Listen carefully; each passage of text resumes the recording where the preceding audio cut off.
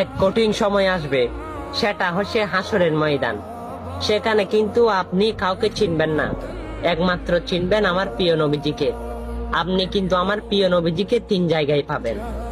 প্রথম জায়গায় হচ্ছে যখন আপনাকে ফেরেশতারা আপনার পাপ সম্পর্কে যখন মাপ দেওয়া হবে, সেই মিজানের পাল্লায় আপনাকে তোলা হবে।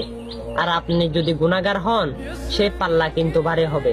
আর ফেরেশতারা আপনাকে ধরে নিয়ে জাহান্নামের দিকে নিয়ে যাইতে থাকবে। তখন আমার প্রিয় নবীজি দেখবে, আপনাকে ডাক দেবে।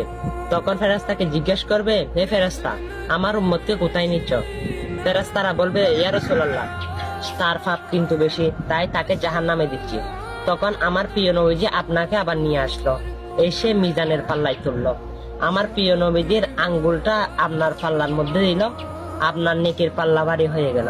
হ্যাঁ, সে মুসিবতের সময় একমাত্র আমার প্রিয় নবীজিকে পাবেন।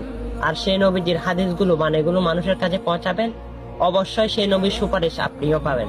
আর অবশ্যই মুসলমান হলে প্রতিদিন বাজে ভিডিও অনেক শেয়ার করেন, এটা শেয়ার করে দিবেন। আমিন।